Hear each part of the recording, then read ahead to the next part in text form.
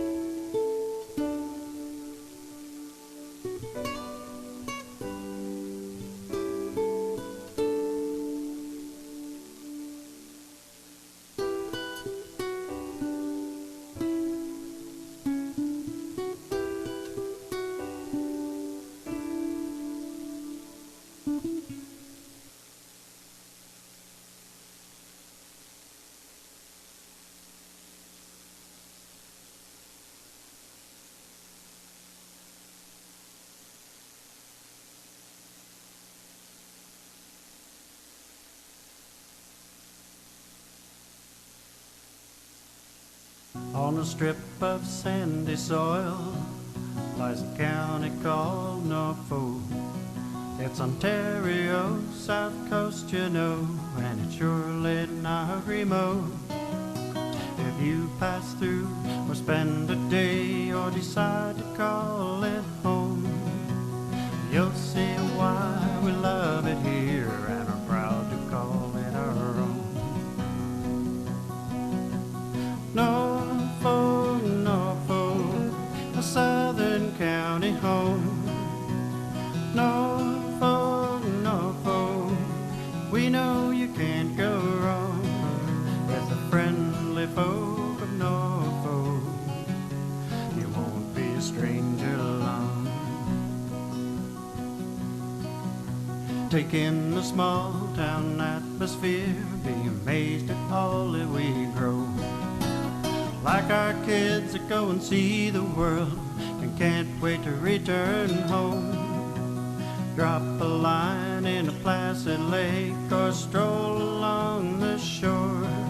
Take a tour on a peaceful country road and bound to be back for more. Of Norfolk, Norfolk, my southern county home. Norfolk, Norfolk, we know you can't go wrong with the friendly folk of Norfolk.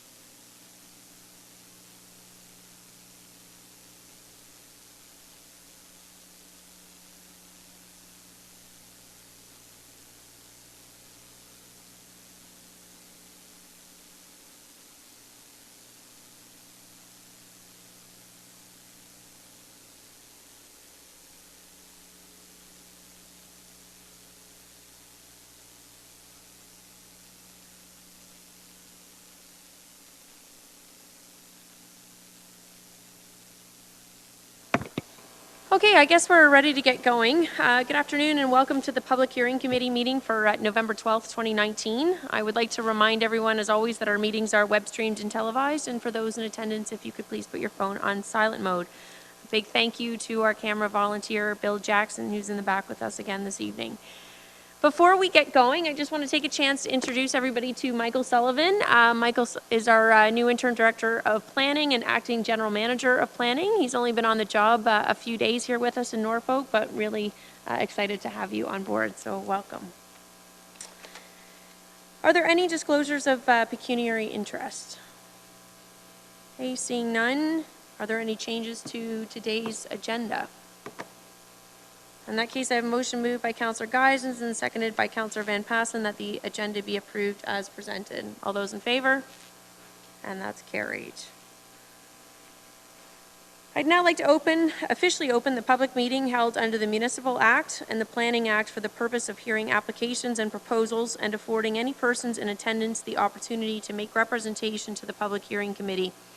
A reminder to those that come forward to the podium, if you could please state your name and full address when you come forward. Those speaking on planning matters, please be advised that to preserve your right to appeal to the local planning appeals tribunal, you are required to make comments or provide written submissions prior to the passage of a bylaw. A reminder that we also have new rules in place around our public hearings, so we will be limiting speakers to 5 minutes unless they are the applicant or planner, in which case we will provide some leeway to present their application. Speakers, please also be reminded that information presented cannot be repetitive in nature. The first report we have is Staff Report DCS 19-94. This is in regards to an application that has been received to rezone 4 residential parcels from urban residential type 1 zone R1B to general industrial zone MG and remove special provision 14.623, which permits 2 existing residential dwellings and other residential related provisions. Furthermore, the application is seeking relief from Section 4.9 of the Norfolk County zoning bylaw to permit 587 parking spaces whereas 1,035 parking spaces are required for a 76,556 square meter cannabis production and processing facility, and to seek relief from Section 4.3.3 of the Norfolk County zoning bylaw to permit 14 accessible parking spaces, whereas 24 accessible parking spaces are required. Figure Norfolk and Agent Civic Planning Solutions have put forth the application affecting the lands described as 54, 56, 58, 60, 66, and 68 Park Road and 711 Grigg Drive. I guess, Alicia, is that yourself going to present? Oh, Michael, you're presenting. Perfect. Thank you. Yes, thank you, Madam Chair and members of committee. I was asked to make a presentation on this. Matt Vaughn, who is the lead planner, has a family emergency to deal with, so I am subbing in for him. So please give me a bit of leeway today if you can. As the chair has noted, the application is for 4 residential parcels being rezoned to general industrial zone, as well as permission to reduce parking from down to 587 parking spaces. So my understanding of this application is it is for a licensed producer of cannabis who are licensed under the Health Canada regulations, and they're going to comprehensively redevelop the subject lands by merging 8 parcels into 1. The parking space reduction, I understand, is based on previous applications that they have made, or previous operations they've made elsewhere, and it is in line with those operations. So we've had comments from financial services, which will say it's a positive impact on assessment growth and tax revenues, and building and bylaw have mentioned that demolition permits will be required. Health and Social Services have commented that they would like a heating, ventilation, air conditioning system, or HVAC, to mitigate or eliminate odors. And Development Engineering has provided 3 comments on this, which are all plans, reports, and studies identified in pre-consultation be required to be submitted at the site plan application. All engineering comments and agreements will be provided at the time of site plan again, and wastewater and water allocation will be issued as part of site plan again. No public comment has been received for the application at this point. According to staff, the application is consistent with the provincial policy statement. It's also, once the proposed zoning amendment is passed, approved, it will conform with zoning as well as the Norfolk County official plan. And we confirm that cannabis production and processing is permitted, a permitted use in the general industrial zone. The lands are subject to site plan control, and in staff's opinion, this application does represent good planning. And my apologies, there is no presentation to show where the application is. It would be in the staff report that's in your finding. Thank you. Thank you, sir. Does the committee have any questions for staff? Is the applicant or agent in attendance?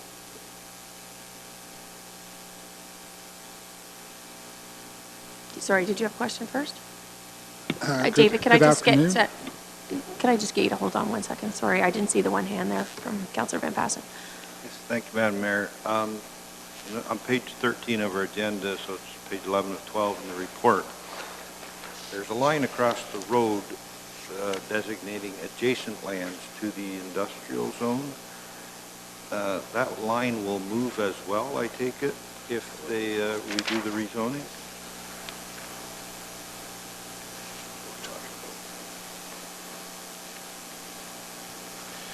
Sorry, Councillor, could you help me a little bit in this one? It's your pitch here. Adjacent land to the industrial zone, right? This is the next change that's coming over. Yes. So for the committee's benefit, the line that's being that was being referenced is on the right-hand side of the map on page 11 of 12, and it's a I'll call it a squiggly line for lack of other description. That's not related to this application. That's a buffer zone. It's a measurement that would not move as a result of this application. It's just a reference point. Thank you. Welcome, sir. Good afternoon. reviewed the report, and we worked with county staff on it, so there are no surprises, and we're in agreement with the recommendation brought forward in the staff report. Is there any questions? Any questions? Councillor Columbus. Thank you, Madam Mayor. Dave, this property will be serviced with town water. All the production for the marijuana, the cannabis, will be using town water? They will be using town water, but there's a water recycling as part of the plan, where they'll reuse the water over and over, that type of thing. So it will use a limited amount of water. Yes. They will have none of their own wells then? No, they won't. No. Okay. And there's a number of trees I noticed on the diagram here. Yes. Are they going to be removed, or? We are in the process. We completed an environmental impact report. We went looking for rare, threatened, and endangered species. We have our consultant's recommendation that we will be able to utilize those lands. They will be eventually for our parking for later phases of the development. So we're requesting the county to issue a tree destruction permit. Thank you. Hopefully shortly. Councillor Hoffman. Thank you. Mr. Rowe, I just wanted to clarify. It has here that looking for seek relief of section 4.3.3 of the Norfolk County zoning bylaw to permit 14 accessible parking spaces, whereas 24 accessible parking spaces are required. So looking to have 20 less accessible? That's correct, as set out in the report. And it's the total number of parking is based on the zoning bylaw that requires so many spaces per square meter type of thing. And the uses proposed will not have that number of employees or visitors. So we're asking for relief based on that. Okay, so it would be fair enough then to compare it to something like a shopping mall. Yes. That they would need to have for that square footage, 34 yes, exactly. spaces, whereas this is going to be a large number of parking spaces, but based on employees and visitors to the... Yeah. Okay, all right, thank you very much. You're welcome. Any further questions? Okay, thank you, sir. Thank you. Is there anyone else in attendance that wishes to speak in favor of the application? Is there anyone that wishes to speak in general or in opposition to the application? Is there anything further from the Public Hearing Committee? Okay, does somebody wish to move the staff recommendation or propose an alternative?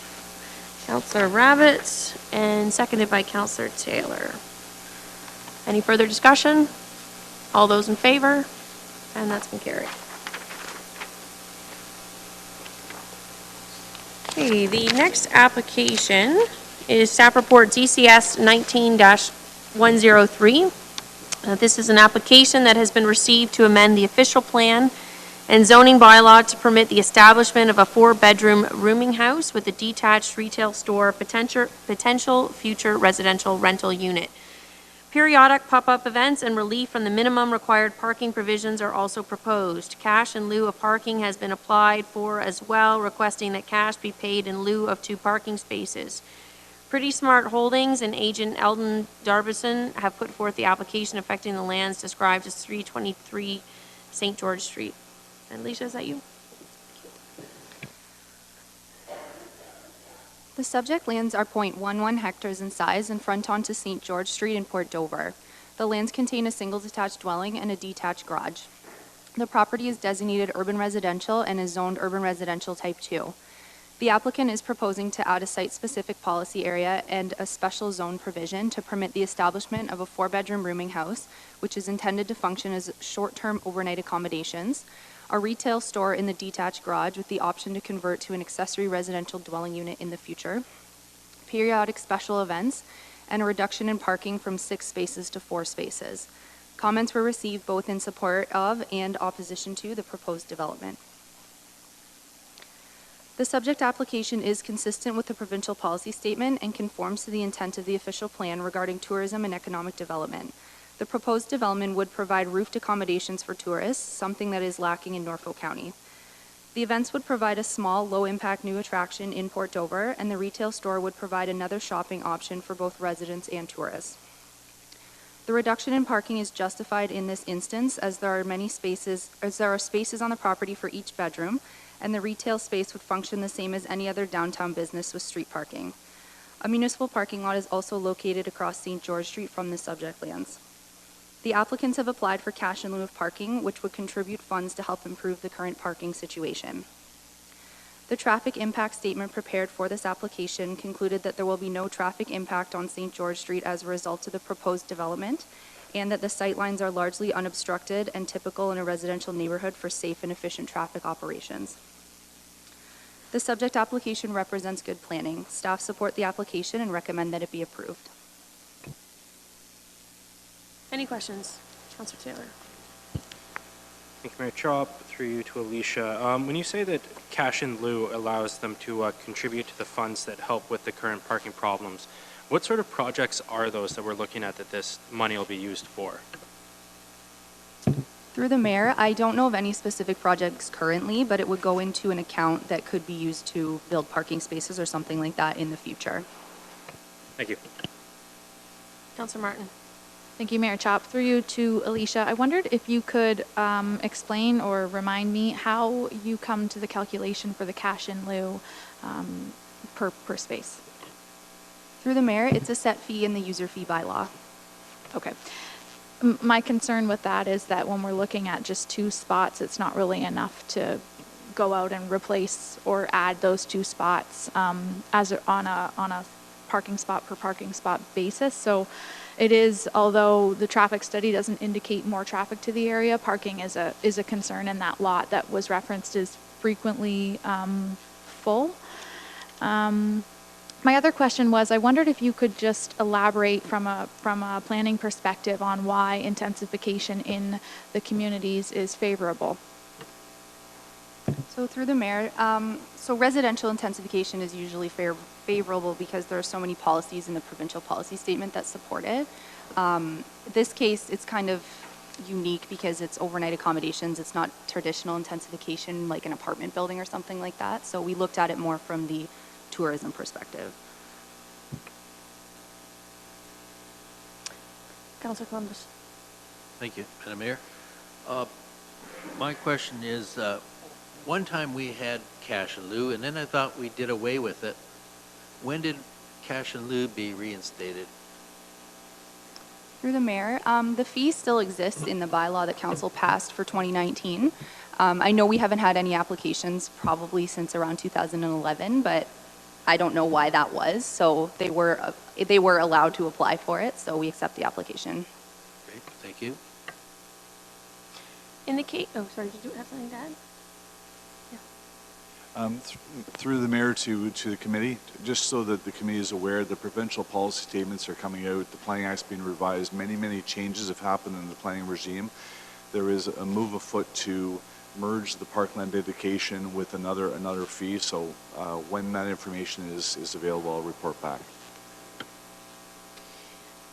Is there ever a consideration when it's a reduction in parking spaces for kind of a lodging unit, whether it's residential, like an apartment or whatever the case may be, for somebody to be required to take out a lease at another spot for a parking spot to be able to accommodate that? So to you, we can't require it when it's on a separate property, but I know the applicants are looking into that, so it is helpful, but it's just not something we can require them to do. We don't really have the mechanism to do that. So have you seen that mechanism before, Michael, at all anywhere?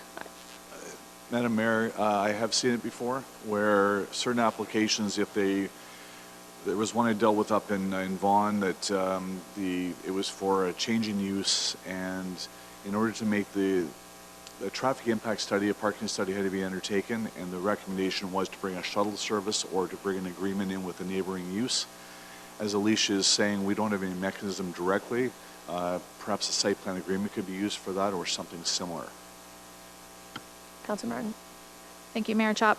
Through you to planning staff, I was going to comment on the last proposal about that. I wondered if there was something that the county, so when we're looking at, as an example, that large lot shrinking down in size for employees to get to, is there some type of development charge or parking in lieu fund that's not for a reduction of parking that we could ask people who are looking to develop in the community to contribute to a transportation fund?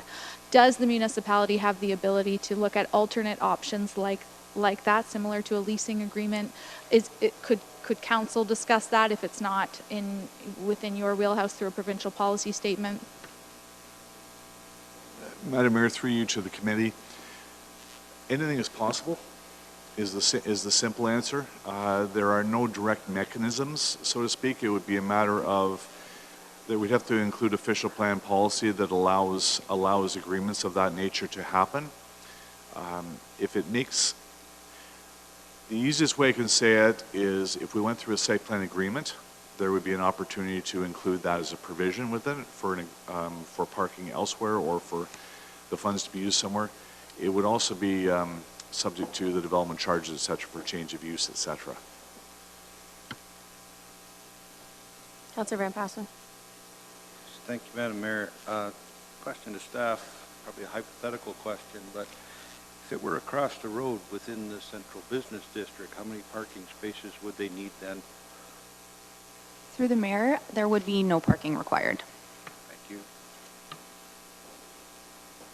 Any further questions from the committee? The applicant or agent wish to speak?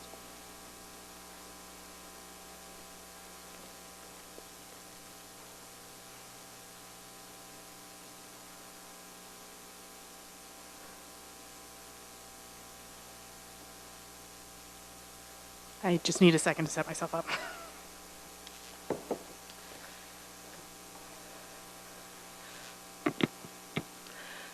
I apologize if I'm a little nervous. I've done tons of these in my life, but for some reason, maybe because we're really invested in this project, I'm somewhat irrationally terrified right now. As you can see on screen, our development is the Dover George. His name is George, and he is very happy to meet everyone. In terms of what I'm going to be covering, I'm going to try and speed through all of this. I have sent the presentation ahead to council, so hopefully you've had a chance to look at it. If I don't actually touch on anything in enough detail, please feel free to ask me questions at the end of the presentation. I will be more than happy to elaborate. Essentially, what we're going to go over is who we are, what we plan on, what we're hoping to do, and also some of the key community concerns that have come up, because we've put a lot of effort into trying to talk to our neighbors and everybody in the community to figure out exactly how we can make this development work the best for Port Dover. So to start, who we are not lifelong Port Doverites, but about a year and a half, 2 years ago, we did come to town thinking that we would be here on weekends, but almost immediately fell in love with the area and decided that it's where we wanted to make our future. My name is Helene LaRochelle. My husband's name is Michael Nimchuk. In our past lives, I worked in advertising and PR. He was a mechanical engineer. In terms of this project, I'm the one who comes up with the ideas, he's the one who makes them happen, and at the end of the day, we hope to be innkeepers, really bringing a lot to the Port Dover community. So what exactly is the Dover George? We're hoping to create the newest place to stay in Port Dover, and what we want to do is offer unique luxury accommodations, as well as a complimentary custom gift boutique and gallery. So the biggest question is, isn't it going to be a rooming house because that's the zoning that we're applying for? Well, the truth is, nope, it's not. Well, technically, yes, it is. That's what it is on paper. But in reality, what we're looking to achieve is dictated by a few different things, and that's why we chose rooming house. So let me explain. As recently as 2017, a bed and breakfast in Norfolk County was 5 bedrooms and required the owner to live on site. However, more recently, that's been converted to comply with building code and fire safety, reduced down to 3 bedrooms, continuing to have the owner live on site. For us, what we were looking to achieve was a sweet spot between those two places. And a rooming house allowed us to achieve that because it allowed us to have 4 bedrooms available to the traveling public, and it also allowed the owners to live off-site. But to us, really what we're trying to do is create a 4-bedroom luxury inn in downtown Port Dover. So I want to briefly touch on what we mean by luxury. That means we're looking to achieve an extremely high level of customer service and attention to detail. We want to offer high-end products and amenities, services, and finishes and decor. We plan on considering every detail. Wherever possible, we want to be local, sustainable, and unique. That means for local, showcasing local and regional products. It means highlighting neighboring attractions. We're already having conversations with different companies around the county about partnerships with those local businesses. Wherever possible, when it comes to sustainability, we want to try and be we want to make environmentally conscious choices. That means green bath products, biodegradable coffee pods, in-home organic waste disposal, and efficient, smart heating and cooling systems.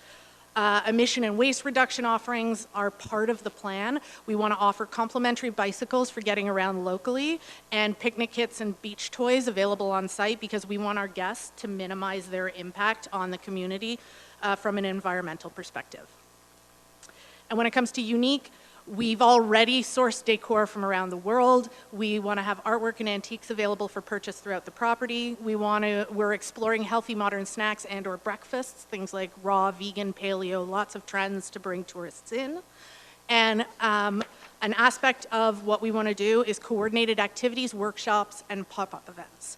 When we're talking about that, what we're trying to do is create some additional programming that will be designed to appeal to both locals and tourists alike. That's things like farm-to-table tasting menus, artisan cooking classes, crafting workshops, and possibly even a few little unamplified acoustic musical performances.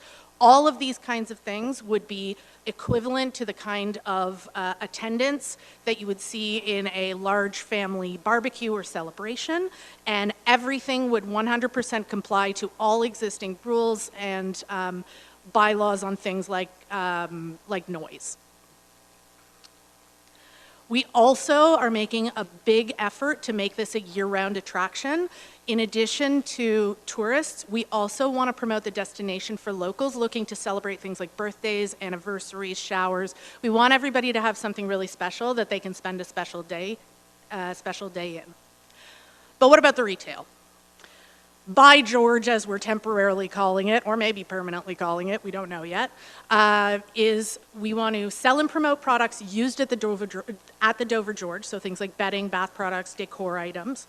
We want to act as a gallery for local and regional artwork and crafts, and we want to sell a curated selection of gifts, jewelry, cards, and homewares, some of which we plan on being able to customize on site. We see By George as being complementary to the existing retail in Port Dover, helping it to continue growing as a shopping destination within the area. The focus for the store would actually be more on a slightly modern, urban, and minimalist aesthetic, bringing a wider variety to the local offering, so not necessarily directly competing with any of the existing retailers.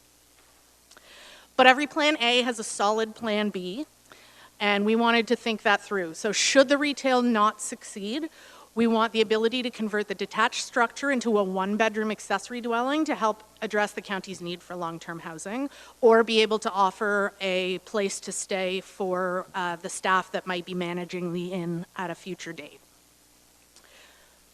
We believe firmly that this project is good for Port Dover and the county as a whole. It aligns with the economic development strategy, and overnight visitors spend a lot more dollars. We look to Prince Edward County as a great example of this. They've seen a dramatic increase in tourism since 2013. They've been featured in major publications, and they've also become the poster child for the new federal tourism strategy. There's been a big PR push around Minister Jolie being there and showing them as exactly what they're trying to support, and we believe that Norfolk can be that as well. And one of the things when it comes to Prince Edward County is that luxury accommodations have played an important role in that success, and so we want to bring that here. Now, our project isn't without its challengers. This is where we know we need to address things. The community has raised a variety of concerns, mostly in the areas of suitability, safety, and parking. You're just at the 5 minutes, so if we can pick up the Yep. pace there. So suitability, it's all about location. The property is centrally located. We are steps from the central business district. Literally, the property is 6.5 meters from the central business district. And short-term accommodations are already present throughout the immediate and larger area. In terms of safety, there have been some concerns raised about fire safety, and the property will 100% comply or exceed all fire code requirements required by the OBC. And we just want to make clear that actually, by going after the rooming house designation, we have increased the burden on ourselves for fire safety and are required to do way more things than we would have. In fact, we've already adjusted the design of the house because certain things were just not feasible with fire code. There's been some concern about off-site management. We live less than 7 minutes away from the property, and we're also looking at a variety of technologies to keep on top of what is going on the property, despite the fact that we also plan on being there on a daily basis. We're looking at noise monitoring, we're looking at cameras, and we're looking at 24-hour answering services to keep in contact with anything that's going on. There's been concerns raised about traffic and motorist safety. And the one thing we want to make clear is that we have looked into this because we are concerned about this. Our neighborhood is very important to us, but the Norfolk County Police Services Board has gotten 0 complaints within several blocks of the property regarding the safety of St. George Street. In fact, there was an OPP Speed Spy study done on June 12, 2018, and they found there was no problem and no need for further patrolling. The traffic study that was made of the street, as Alicia mentioned, there are no issues with sight lines. They are definitely manageable. Now, the biggest issue that's been raised has been parking. So just to go over quickly, we are asked to provide 6 parking spots, 4 for the inn, 2 for the store. We are providing 4, and we're offering cash in lieu for 2. This is what's existing. We have proposed doing this. It allows for 4 spaces, including the amount of space required for an accessible spot. It fully complies with all the bylaws and is within the regulations for size and placement of parking. We have more than 50% of the front yard will remain as planters and landscaping, and only 1 spot will remain in that front yard area. We also want to make a point that we've explored multiple alternative options to resolve the parking issue because we know that this is big for the community. We have looked at utilizing the rear yard area. But unfortunately, this would require paving a significant portion of the rear yard. It would potentially require removing several old growth trees, and both of these could result in drainage and stormwater problems for both for our property as well as 2 adjoining neighbors.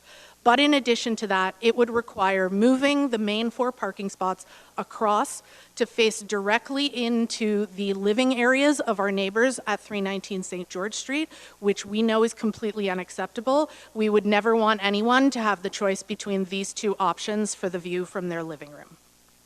We've also looked at using the rear yard in different ways. We tried to get to the rear part of the yard through the parking lot that exists in the Presbyterian Church, and they have turned us down, saying that they won't even consider giving us access regardless of us putting down damage deposits or signing away any right to any kind of right-of-way.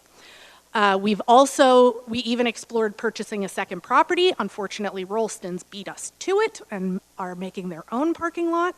We also then approached both Rolston's as well as Lakeside Savings to see if we could lease parking spots off-site. So far, both of those options have turned us down, but we continue to look. We do, as Alicia mentioned, we are directly across from the municipal lot, so there is parking within the vicinity. In addition to that, we ask that you take into account the fact that Rolston's will be adding approximately 20 additional parking spots reserved for pharmacy and clinic use. There will likely be a lot of crossover between those visits and any other Main Street visits.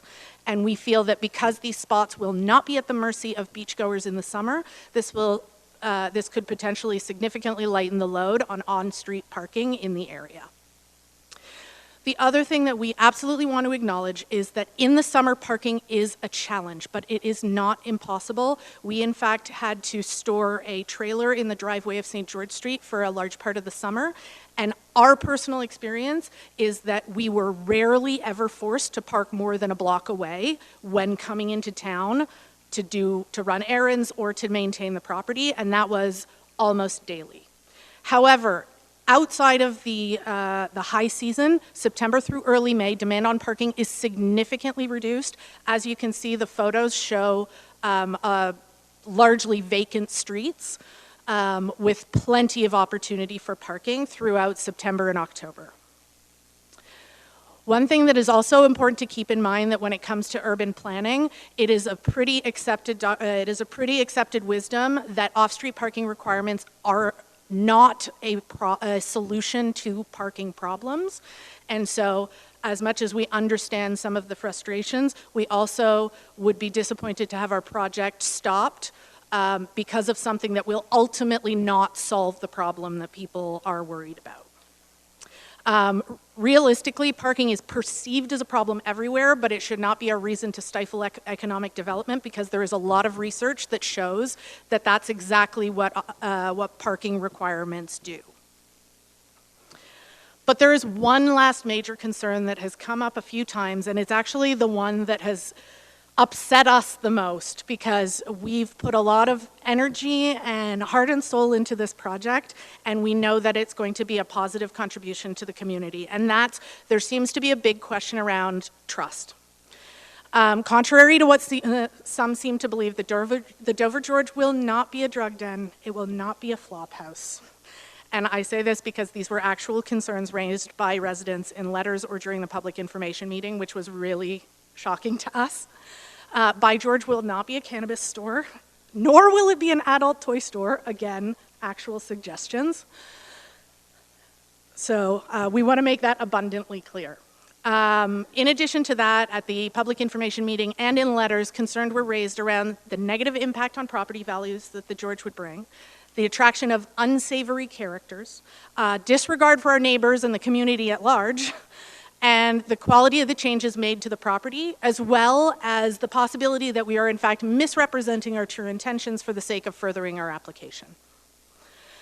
We just want to make clear that this is not our first rodeo. We have done this before, and we have done nothing but improve the communities that we have contributed to. As you can see, this is one property, and this is the next.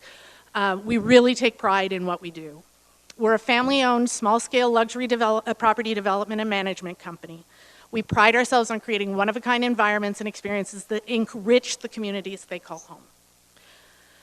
You don't have to take our word for it. These are some things, and this is my last slide. We trusted that Port Dover is a vibrant, welcoming, and dynamic town poised for positive growth, and we hope that the community can give us that same trust to move our project forward.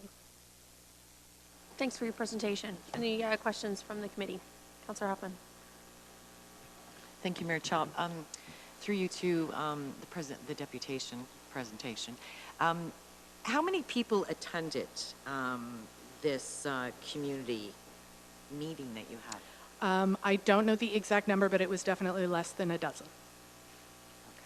Okay. And do you have any idea where these rumors of flop house and cannabis store and things came from?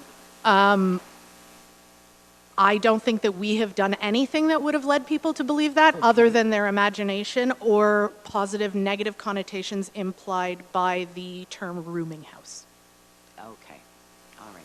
That's okay, because I'm trying to figure out where these came from. So am I. And the two properties that you used as examples is not your first rodeo. Where are those properties located? Those are located in Toronto. They're in Toronto. Okay. All right. Thanks. Councillor Columbus and then Councillor Taylor. Thank you, Madam Mayor. Good presentation. Thank you. The overnight accommodation is the way you've worked it, mentioned.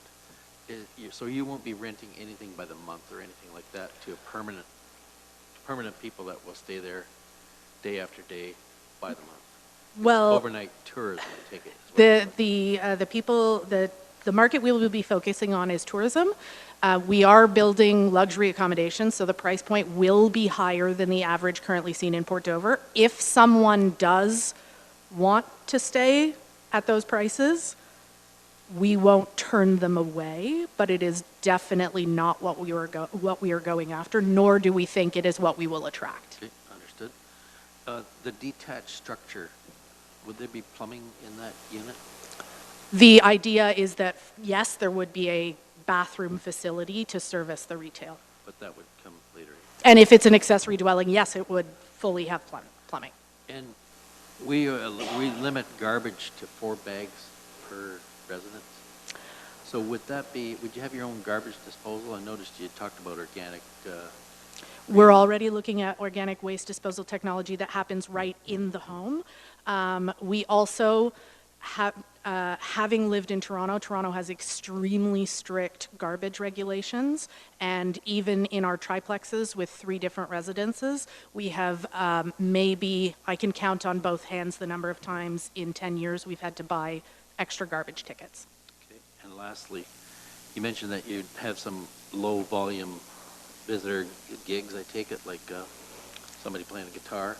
How many locals would you intend to attract to that?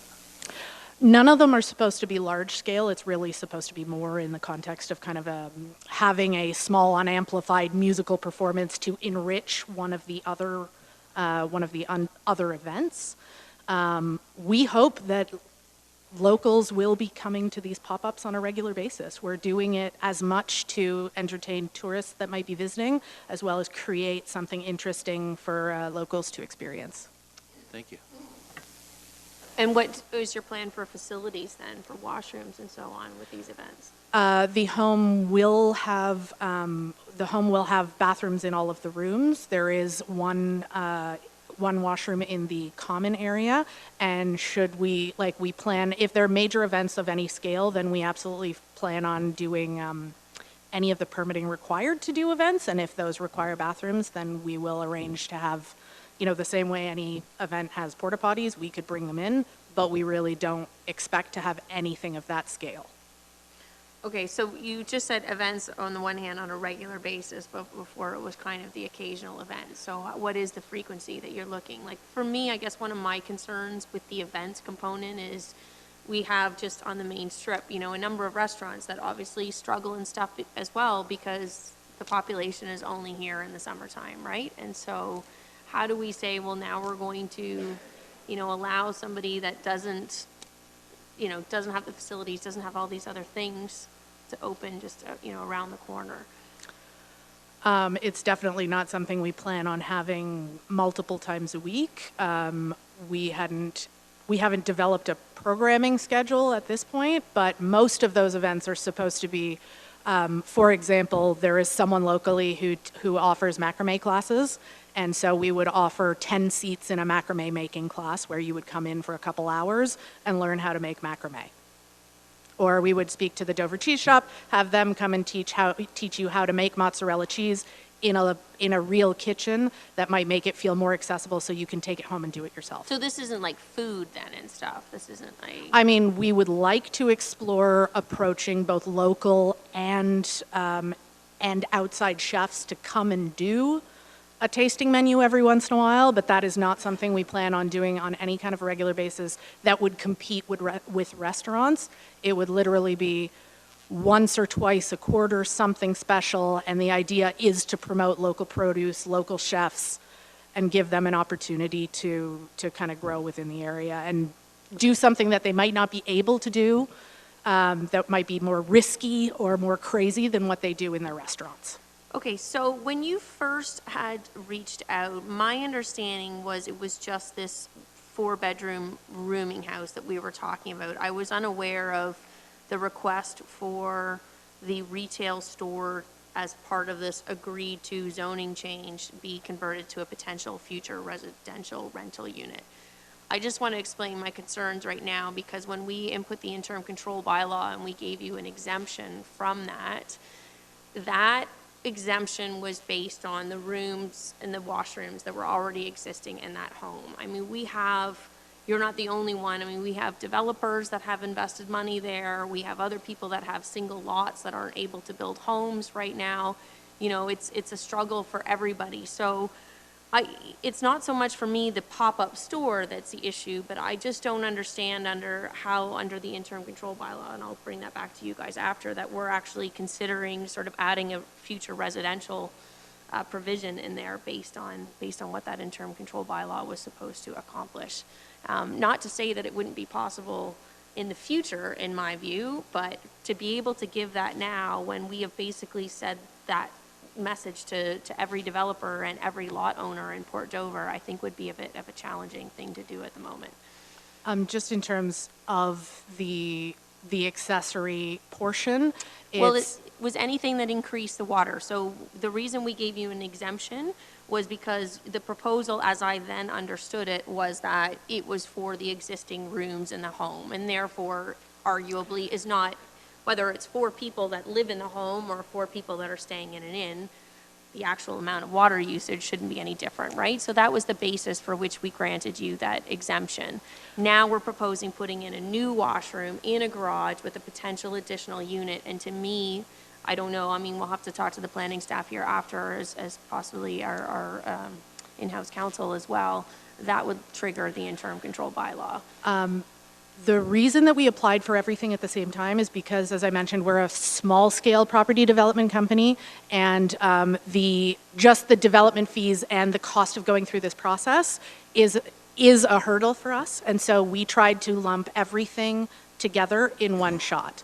We have no intention of necessarily executing the accessory dwelling changes immediately at all. Our focus is the inn, so if there is a way to make that approval on the accessory dwelling provisional, like waiting till the other water moratorium stuff is waived, we are more than okay with that. I know it's not what you want to hear, but the challenge with that is when we looked at the interim control bylaw, it wasn't just about water capacity. We already had the water moratorium, right? It was also considering things like parking in Port Dover and what we sort of envisioned that whole kind of community to start looking at. So there's a difference between the two. The moratorium was just on the water. The interim control bylaw was also meant to look at a bunch of different aspects. So now we're looking at, waiving parking requirements and, the construction of an additional possible,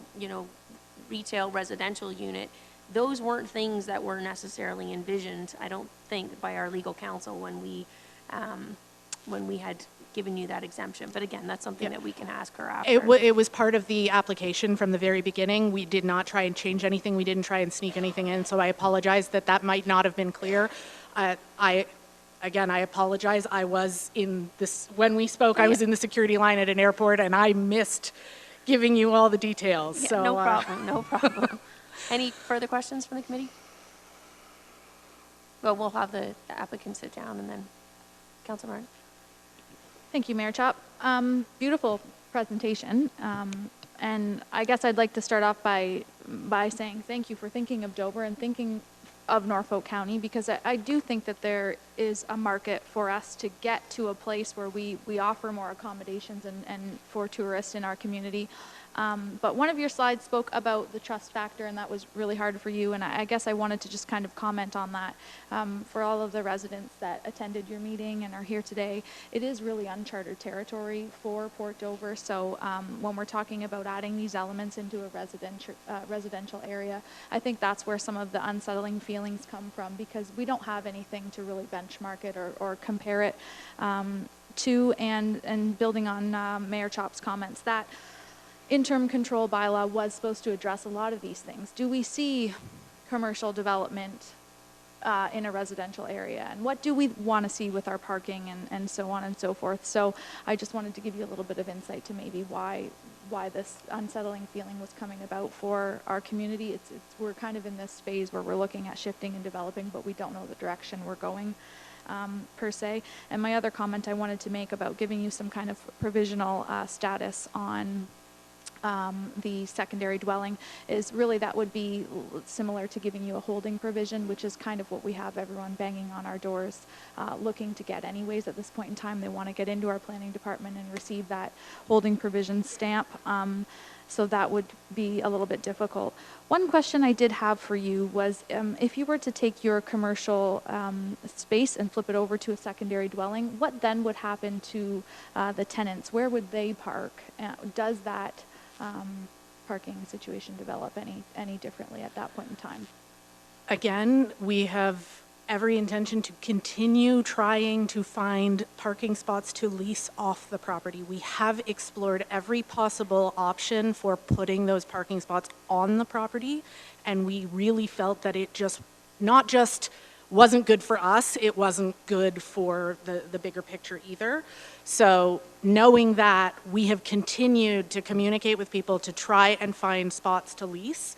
However, the perception of parking being a massive issue in Port Dover seems to have also triggered sort of a protectionist mentality around any parking, private parking that is available, and have made everyone we contact not very generous in terms of their willingness to lease us spots. And we have not even gotten to a price negotiation once. So, and I understand that parking is it's a visceral thing that everybody, like there is massive amounts of documentation and research around this. Every single city, town, hamlet, everyone thinks that their town has a massive parking problem, and I am not denying that in the summer, Port Dover, parking is very full, but we just ask that if parking becomes the reason to stop growth of this nature, which we do think can contribute a lot, then we would hope that that be examined very carefully to actually, like, to really confirm that it actually is a problem. With, like, there is a point where as a town develops, you have to accept that you may have to walk more than a block every once in a while when it's busy to get to where you want to go, because having empty parking spots sitting there does not benefit a town either. And also explore the other ways of managing parking, because as I showed in the presentation, and you can look up his publications. Donald Shoup is a world-renowned urban planner who teaches at UCLA, and he very firmly supports the fact that pushing parking requirements on development does not result in positive outcomes, and no one so far has even attempted to dispute his findings. Any further questions? Councillor Columbus. Mayor, you've showed us a couple photos of properties you've redeveloped, and you're in Toronto, and how did you handle parking in that area? Toronto has has a lot of systems in place to manage on-street parking. In fact, one of our properties did not have parking at all, and we were able to manage with the city having residence parking for on-street, residence stickers for on-street parking. So it identified the people that lived in the area, and that house was actually smack in the middle of the Church Wellesley Village, which is a massive tourist attraction. And that was just managed through the city, that there was metered parking and there were residence stickers. And after 6 p.m., it didn't matter if you were willing to pay for parking, only residents were allowed to park on the street. And that guaranteed that our tenants almost, like, we never heard about our tenants having problems. Thank you. Further questions, Councillor Shelley? Thank you, Madam Mayor. Ms. La Rochelle, I'm just going to touch a little bit on what Councillor Martin was asking about connected to the whole trust issue. You made a list of all the business concerns that the retail outlet would not be. What kind of guarantees would you be able to offer the people who are concerned about that some of those would not happen? The best I can offer is my personal guarantee that the property under our control would remain what we intend to use that retail space for, which is my artist studio and a small retail space to sell both my work and a few complementary local and other art elements. Beyond that, I mean, I'm going to be honest. If I were to die tomorrow and someone buys the property, I can't guarantee what's going to go in there, but neither can anybody else. All of Main Street is just one block away, and the way it's zoned, anything can go in anywhere. So I wish I could offer, and I could say that I can guarantee it, but realistically I can't. Thank you, Madam Mayor. Just further to that, Ms. LaRochelle. So I know you had mentioned in your proposal that if the retail outlet is unsuccessful, then you would like to turn it into a residential spot. I guess my concern, and I think that might be the concern of many of the neighbors there, is that when retail businesses become unsuccessful, there might be a temptation for the owner to get a little bit desperate, and that's where maybe we might put in some of these more questionable enterprises. And I just want to just kind of mention that I think that that's where some of the concern of these other items kind of comes up. It's just it's hard to get guarantees about that, and I wonder if you respond to that. That's one of the reasons that we included the references from neighbors for our properties in Toronto, because one of the major points that we have made has always been trying to bring more residential that is affordable and also high quality. We often, money is not what drives us. We have often foregone several months of rent to get the right tenant in. And that would be exactly the same way we would be treating this property. Bringing in bad tenants is a losing proposition. You lose money. And so financially, in terms of that motivation for us to not, if we're actually looking at preventing financial loss, the best way to do that is by bringing in high quality, trustworthy tenants that respect their neighbors and take care of the property. Thank you. Councillor Hoffman. Thank you, Mayor Chop. Quick question. Have you applied for a license in the cannabis lottery with the province of Ontario? No. Okay, thank you. Any further questions from the committee? Okay. Thanks very much for coming. It's a great presentation. Is there anyone else in attendance that wishes to speak in favor of the application? Is there anyone in attendance that wishes to speak in general or in opposition? If you could please state your name and address, sir. My name is Albert Smalco. I represent George and Donna Morris, who are the immediate neighbors to this project. Addressing Madam Mayor and Council, George and Donna Morris bought their property, 319 St. George Street, on the 17th of March in 1980. They renovated the property. They raised their family there, raising 2 sons. At the time of the purchase, it was solely a residential area with 2 places of worship, and they were within walking distance of the downtown Port Dover. There are still a few of the same residents residing in the immediate area. The immediate residents are not in favor of the proposed development by the applicants for a number of reasons. I'll break these down and be as brief as I can. First, the impact to the residential community and no personal commitment. There's really no personal commitment of the applicants to live at St. George Street development. It appears they bought the property where they were going to live, I believe, outside of Port Dover or near Port Dover. They bought the St. George property for investment purposes. The fact of that is significant. As investors, there's really no investment as personal occupants to join the existing immediate community. The question has to be asked, did they not check the zoning? What other uses are permitted prior to purchasing that property? Are there not other locations that are available that don't disrupt and disturb and dramatically change the immediate community? Are there not other locations that are currently zoned to allow for the proposed development? I'd have to ask, does the effect and disturbance to the immediate community not trouble council? Does council not have an obligation to the immediate community, which for years has supported the larger community of Port Dover and the county? The above, I suggest, should be of concern to you. Where's your commitment to the existing community?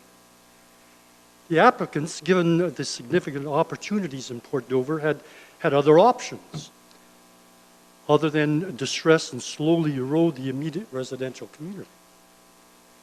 To approve this application is a significant and disturbing precedent. Imagine the peril that you put to any two-story residence in Norfolk. Thinking about parking. There's no question that downtown core of Port Dover has a parking problem. In the business section along Main Street, there are a number of apartments and a number of buildings that house apartments and single rooms. And they provide a home for many people. These residents who live above these various buildings downtown, most of these do not provide parking for the people that pay for a room, apartment. So what do? They have to use the street. They park on Main Street or the surrounding business core, which St. George happens to be one, just one block over. My clients advise me that when they drive into their home, they back onto their property. And this is because when they approach their home, there are frequently a number of cars or trucks parked along the street.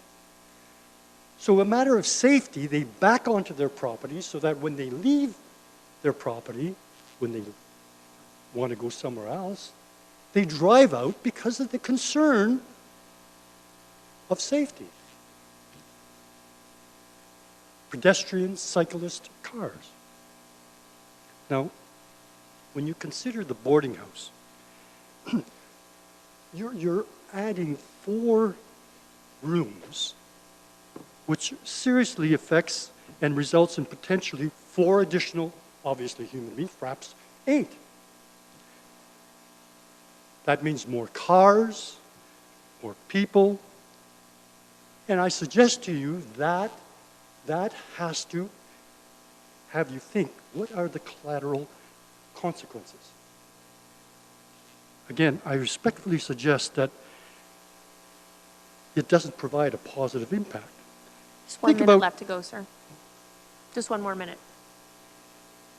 We're at 5 minutes under the new rules. I understand that the applicant has time. That was what I mentioned at the very beginning when I read out the rules. But I want to go through it and have counsel here. I mean, I'm not going to be half an hour, perhaps 10 minutes. Unfortunately, they're the new rules that we've created because we've had such extensive public hearing committee. So I'll give you an extra couple minutes, but they are the rules, and we do allow some leniency with the applicants, as we mentioned at the beginning.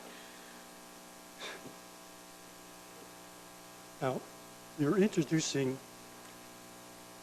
what is historically a single-family area, and into that you're introducing a boarding house. Now, there's no doubt boarding houses perform an important service, but the consequences of, at least, you have to think of the transients that come and go. It's not a month or a year, increased traffic, increased noise. And then the other the garage converted into retail business. I mean, turning it into a retail business is I suggest, rather alarming. Again, consider the consequences. Given the additional traffic in and out of the property on a residential street. Think about the precedent that you're creating. Then, to think about the pop-up events. I mean, hosting periodic pop-out events would need to comply with, obviously, the bylaws. I'm asking council to think about the introduction of pop-up events in the residential community. Can you imagine that happening beside your home? Beside your home? Okay, just one more minute, and then I'm going to have to cut you off. Now, I'm just going to continue, and I want to share with you the minutes out of the Port Dover Community Policing Committee, which was held on Monday, September 28th of this year, under other business. Speeding on St. George Street, a concerned citizen, Ryan, approached the committee regarding an issue on the corner of his residency. On September the 3rd, his nephew was almost hit by a car that failed to stop at the stop sign on St. George Street and Market Street. September the 18th, an elderly man was walking. His dog was almost hit as well from the vehicle failing to stop at the same intersection. Both incidents were reported to the OPP, and this gentleman received no follow-up. Now, I suggest to you that this demonstrates that parking and the movement of vehicles on St. George Street is a real issue. Sadly, it often takes a fatality to cause elected officials to recognize the problem and then to solve it. Finally, and I might be 2 minutes. Sir, I'm honestly, those are the Finally, rules. I want you to think about George Moore sitting in his comfortable, pleasant surroundings, having his coffee in his backyard. Now, in the same frame, add 4 additional boarding house rooms beside him, plus the coming and going of potential retail outfit, and even more traffic with respect to the applicant's proposed pop-up events. It'd be like having a fair in your backyard. Now, I recognize that you have a responsibility to those who wish to come and invest in our community. But, with respect, I suggest you gather your greater obligation and responsibility is to serve and protect the residents that work and live in this community. In fact, these are the people that put their trust in you by electing you. There are other areas and venues within Port Dover that are zoned and available to the applicants. Thank you. Thank you. Does anyone else wish to speak in general or in opposition to the application?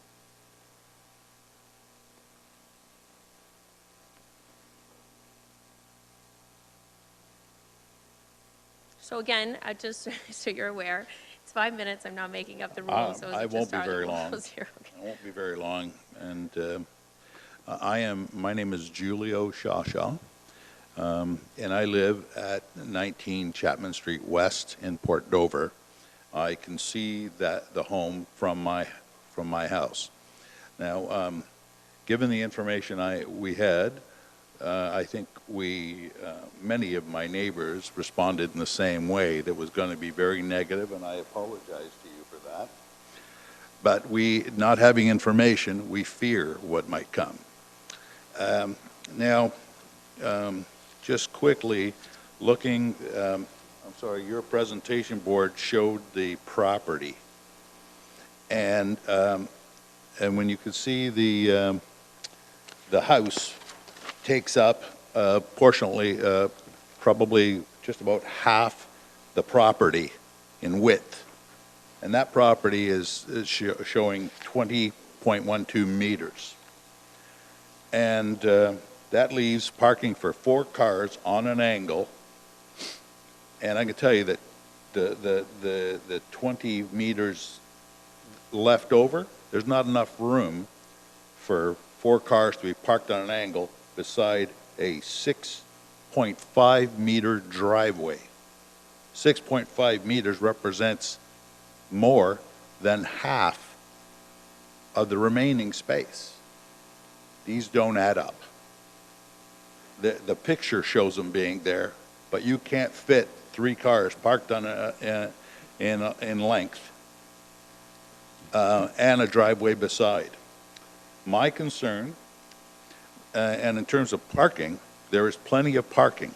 There's plenty of parking in Port Dover between 9 p.m. and 6 a.m. But the rest of the times, during summer or even winter, when the 3 churches in the area are going, there is no parking available on the street at all. You'll get some locals parking in the municipal parking, but not many. They'll park close to the churches. They encroach many times onto the driveways, not leaving much room. If you have these cars backing out onto the street with cars parked there, very dangerous. And when we add snow to those edges, it's going to be very dangerous. And I don't think that this is good for a community. Now, if they wanted to open a bed and breakfast, it would be terrific. Selling pies inside or artwork, I guess, would be fine. But turning that garage into a retail space or a living area, I don't know. It's just going to grow. And again, not having the knowledge of what's going to happen there, I would hate to give them an okay vote and then later on have it changed to something else. I've lived there for 4 years. I love it. Thanks. Thank you, sir, for coming. Does anyone else wish to speak?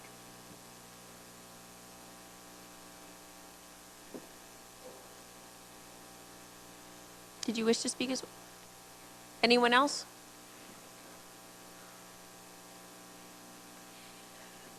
My name is Andrea Milner, and I will be succinct.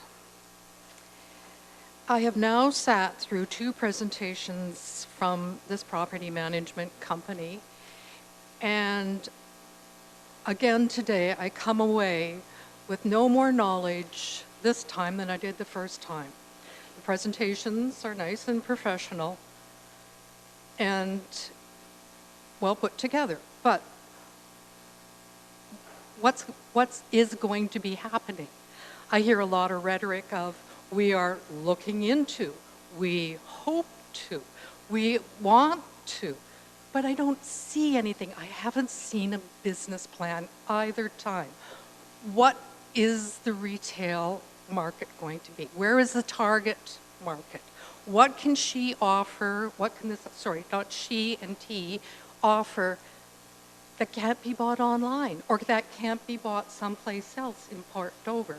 What is going to be so unique that she needs to turn a garage and upset a neighborhood that is quiet and peaceful, selling something that is going to be so unique that the whole neighborhood has to be turned upside down in order that that could be achieved? We're looking into safety. What concrete ideas have they come up with? What have they done? Have they bought a Nest camera? I didn't hear that either time. Have they hired someone to manage the property when they're only 7 minutes away? Have they contracted with a security firm? Have they talked to the OPP about safety in that neighborhood? I haven't heard that. I spent 25 years putting business plans together for international companies. I know what you need to do to sell retail. You need facts. You need statistics, and you need well-grounded information. I haven't heard it either time. I've heard smoke and mirrors. Thank you. Did you have a question? Ms. Milner, would you like to, Councillor Columbus has a question for you. Sorry. I was on a roll and I was told to be short, so I got off.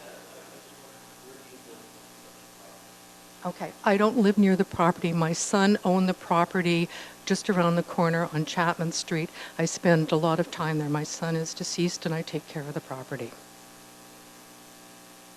17 Chapman Street. Thank you.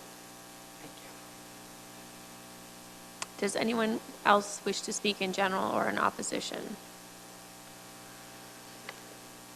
Okay, I guess we'll go to questions from the committee. I just have a couple, actually. I'm wondering, how does a retail store fit within residential zoning? Like, to me,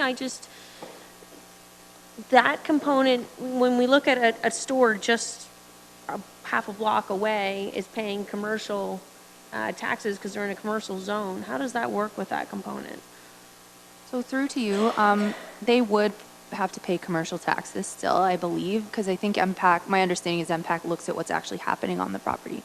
The reason we thought it was appropriate here was based on the fact that it's a very small space and right across from the central business district.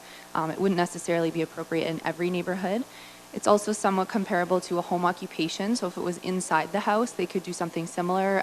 If Helen was making her own art and selling it in her house, she could do that now, so it was comparable to that. Okay. And then, could you just touch on what the difference would be between an inn and a rooming house? So through to you, basically what they're doing meets the definition of a rooming house, but a rooming house you don't have to, people can live in it for any length of time. They're just choosing to do it on an overnight basis. So it really is basically, it's the same thing. We just don't have a definition of an inn in the zoning bylaw, so this was the most appropriate definition. And I think this one might be better for yourself, Michael. Would there be a way to, depending on what direction council wants to go, to possibly separate this decision between the one that is the inn and is possible within that interim control bylaw and the other piece that is, questionable as to whether or not it would be exempt? Through your worship, as I understand it, there's zoning deals with uses and deals with structures on the property. And I understand there's no new structure being proposed on this. That said, I believe, in talking to Alicia, I believe there's if a new structure is proposed, a site plan agreement would be required for this property. There is certainly an opportunity to put a development agreement on this application, which is a lesser scale of agreement than a site plan would be. It's essentially it's an agreement between the county and the property owner, which could limit what is used, how it's used, etc., and could contribute to the phasing aspect. The challenge that I have is we've had a number of developers that have wanted to come forward and wanted to get these zoning changes and so on, but that was part of the interim control bylaw, that we wouldn't be receiving any planning applications as a result of the water shortage in Port Dover until such time as that was resolved. This property was exempted on the basis, to my understanding, that those 4 rooms were already there and therefore there would be no water. But now we are looking at the creation of, especially in terms of events and another facility out in the garage. That's just the piece for me that... Through to your worship, in response, the boarding house, I believe, it's a technical issue, a definitions issue. If you're looking at number of toilets to be flushed, let's compare it to another dwelling, not like this, but a dwelling elsewhere. Someone could apply to the county for permission to put another bathroom in, another toilet in. That wouldn't be looked upon. It would be looked upon on its own merits. I think the issue in this case, if I may, is the retail space as well as the event center. There are unknowns there, and if council wishes to place a restriction on and just allow the let's call it the inn, for lack of better terms, that would be possible for sure. And then at a later date, the applicant could come back and request the use once it's more defined, because the county through zoning cannot define specifically what the business is, the retail business is. That's a business plan that the owner has to come up with. Further questions? Councillor Van Basten. Thank you, Madam Mayor. Since we're on the subject, I will extend that question a little bit farther. Can council look at the possibility of approving part of the application and deferring the other part? And if so, how long can that sit in deferral? Could that, so that they wouldn't potentially have to reapply and pay the money again? Like, or does that have to be dealt with within 90 days now? Through the mayor to the councillor, the council has the option of doing whatever they so choose. You can accept the you can approve the application as it's recommended. You can modify the application or based on council's own desires, or you can reject it. Those are your three options. I wouldn't suggest that's based on staff's ultimate recommendation, which still has yet to be fully confirmed at this point. So if council wishes to separate this application or to focus on the rooming house portion of it, that's entirely at council's discretion. Yep. If we were to defer half of the application, how long can that sit in deferral? Can it just sort of sit there till after we're done with an interim control bylaw and all that, or? Can I jump in there? Would it not be possible to say that the timelines wouldn't apply because the interim control bylaw is what's stopping that right now? It's the same as a couple of other applications that have come forward. The one portion is what's exempt under this because it does not require any additional water capacity. The retail portion requires additional water capacity and therefore would be triggered by the interim control bylaw. Then through to your worship, it's entirely within council's discretion to separate the application and to defer the retail portion until a later date. I think Councillor Van Passen's concerns stem directly from another application where what has now gone to LPAT as a result of the deadlines being missed. But in this case, I think that the one portion would be addressed today, the one that falls within the exemption, and the other portion would be on hold until such time as the interim control bylaw and or water moratorium was lifted. Your worship, from a planning perspective, I think that can be done. Okay. Councillor Martin. Thank you, Mayor Chop. Through you to staff, if we could just backtrack for a second here. If the commercial space was granted today and in 30 days' time the landowners decided to turn it into a secondary dwelling, what happens to their parking complement at that time? And do they need to revisit council or the planning department for any reason to make that switch in between? Through the mayor, so this application just requests 4 parking spaces. Yes, accessory dwelling units do require 1 additional one, but through this application, they're requesting that it not be required. So instead of requiring the 2 for the retail space, they'd require 1 for accessories, so either way, they'd still just have 4. Thank you. And then there's no need, should they decide to switch it over from a commercial shop to the secondary dwelling, we would be giving them the authority to go ahead and make that change whenever they see fit without revisiting council. Is that correct? Through the mayor, that is correct. Thank you. Anything further? Does somebody wish to move the staff recommendation or propose an alternative? Councillor Van Passen. Madam Mayor, I do have another question.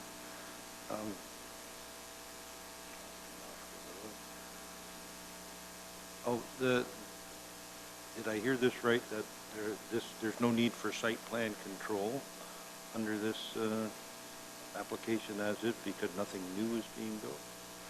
Through the mayor, so the bylaw that's proposed would put the property under site plan control and would be triggered in the future if they were doing an addition or something like that.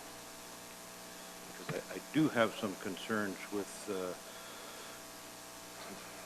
the adjoining or the next door property that, I think that becomes a good job of good neighbors that we could do a little bit with fencing and stuff. But if there's no need for us to dictate that, I probably would have asked Mr. Smoko some of these questions if he hadn't abused his time limits in the first place. But I guess we could always leave that just to the trust issue that I saw up on the board, that to work with the next door neighbors to make sure they can get the fencing and a little bit of security things around that way. But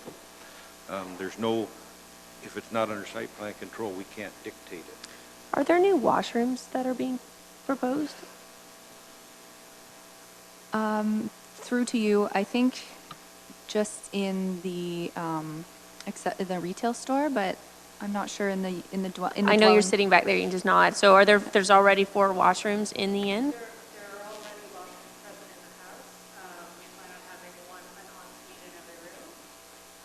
So you're gonna have to do some renovations and stuff to make that.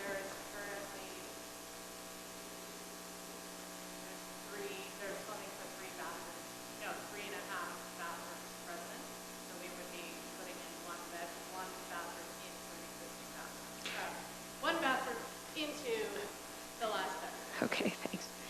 I guess, so, and to address Councillor Van Passen's concerns, although I'm one that's constantly against site plan control, but I do see it in certain situations, and in particular, this situation with the unique angled parking to address the other neighbors' concerns as to whether or not that parking can actually fit, and Councillor Van Passen with perhaps the right trees and fencing. Would this not, given that it is a residential home and have gone, would this not trigger sort of a substantial increase in the usability?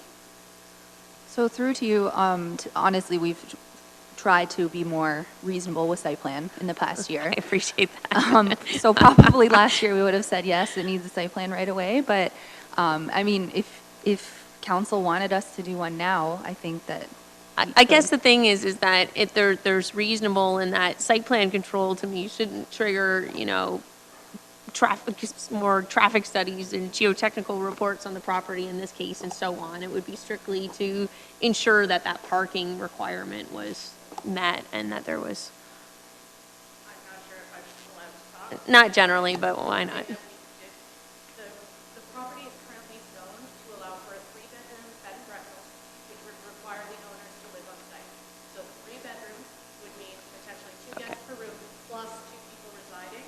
So there is absolutely no change in how many occupants. Okay, thanks. I think it's, I don't know. Your thoughts on that? Madam Mayor, what I would suggest, if there's concern on council's side, a site plan agreement or site plan control triggers a specific, it's specifically written under the Planning Act. There's a specific expectation or of what is required through site plan control. In my practice, it has been onerous in several municipalities as to what to go through and the level of effort, connections to municipal sewer, locations of garbage bins, actual delineation of the parking spaces, etc.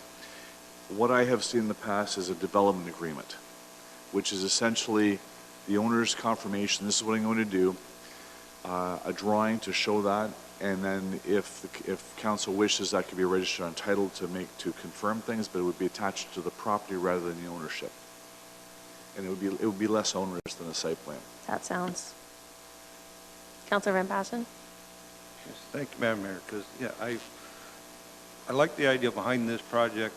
We need the accommodations in the county, but, you know, I lived around here. I've lived in the same house longer than Mr. Morris and his wife have lived in theirs, but, so, yeah, I feel like I'm part of the community, too, want to have a little bit of their concerns looked after. You know, we have a lot of paperwork in front of us. We've had comments about the parking won't fit, but there's architectural drawings that says they do, and I'm sure architects draw them to scale.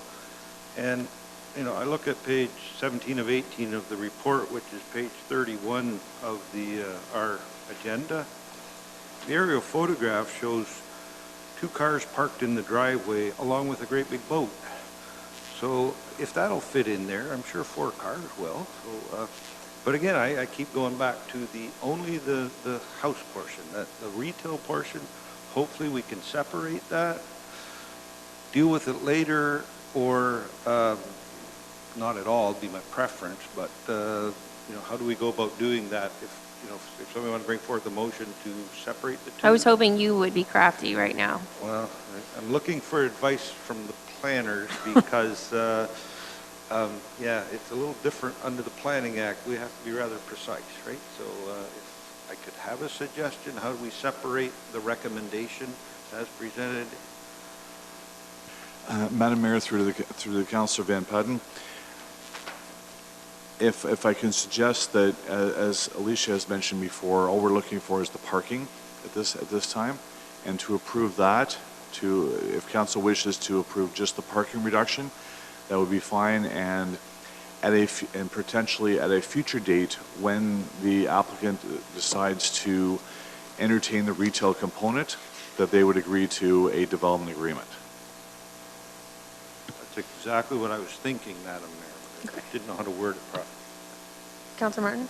I think what we're chipping away at here is not reducing the parking and looking at leaving the parking as suggested here for the housing unit, if we're on the same page here, and deferring or taking another plan of action with the commercial space, because there are too many unanswered questions from that perspective right now as it relates to the interim control, as it relates to a development agreement, and so on.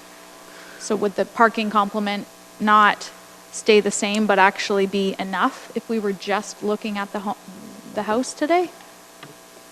Through the mayor to Councillor Martin, yes. So if just the rooming house is approved, only 4 spaces are required.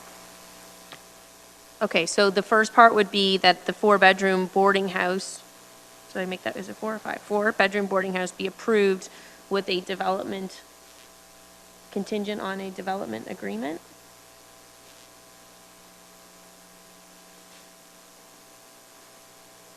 Madam Mayor, if I may, I would suggest that the parking issue can be resolved fairly easily with the rooming house, and when the applicant does decide to come back for the retail component, then the other aspects could be brought in. I think just Councillor Van Passen's concerns were around the landscaping and the construction of those new angled parking spaces and having some say in ensuring that takes place.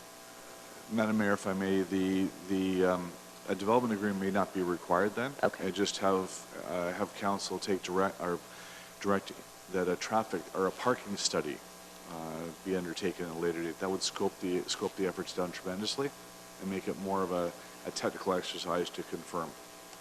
Okay, so it would be something along the lines of a 4-bedroom boarding house be approved, and that the application for the retail portion be heard after the expiration of the interim control bylaw and/or water moratorium. Through to you, I just want to make sure the word rooming house is used instead of boarding. Rooming. Yeah, just because it's different in the zoning bylaw. I'm just not sure on how we can do 2 decisions on the same application. So that's why I don't know if you have any advice on that. I know you didn't, I don't think you want to use the holding, but that would be an option too, that the holding's on it until. Well, I think ultimately that the thing with this is that the reason I see an argument for keeping that application alive, I appreciate the applicant's concerns about having to reinvest more money and time and so on and so forth into the application process. The first part was exempt under the interim control bylaw. The second portion that requires additional capacity, i.e. for a new store, was not exempt. And therefore, those applications that were in the queue, we have others, they are remaining in force. This is just a unique situation where it's within the same application, part of the application being okay and part of the application not being okay. Would that not make sense? To you, Madam Mayor, if council wishes, they can certainly defer a part of the application, in my understanding, until the interim control bylaw is resolved. That would make council's decisions, I suspect, more consistent. I mean, the other portion is council agrees to waive the fees if they so chose in the future when they came back to redo it. Should we do it that way instead then? Madam Mayor, yes, that would be better. Perfect. Councillor Columbus? How do we know that the applicant still wants to proceed with the application if the retail part isn't there? I guess we They don't. may say, hey, we want the retail part, maybe that's more important than the 4. So how do we know? How do we tell another developer, though, that has come forward with an application that also has a retail portion, let's say, out on Highway 6, and that they can't bring it forward right now while the interim control bylaw is on? I'm just looking at equity across the board for everyone. That's the challenge. I'm just thinking that maybe the retail part is very important to these applicants, and they may say, hey, I don't want to proceed with the application. Well, I guess And that's that'll kind be of their choice. Anything further? Okay, so then we would change the motion then to be that a 4-bedroom rooming house be approved and that future application fees for a retail portion be waived? Is that the motion you were moving, Councillor Van Passen? Exactly what I had in mind, Madam Mayor. Is there a seconder? Councillor Martin, any further discussion on that? All those in favor? And that's carried unanimously. I think so. Councillor Columbus, sorry, was your hand up? Okay. Okay.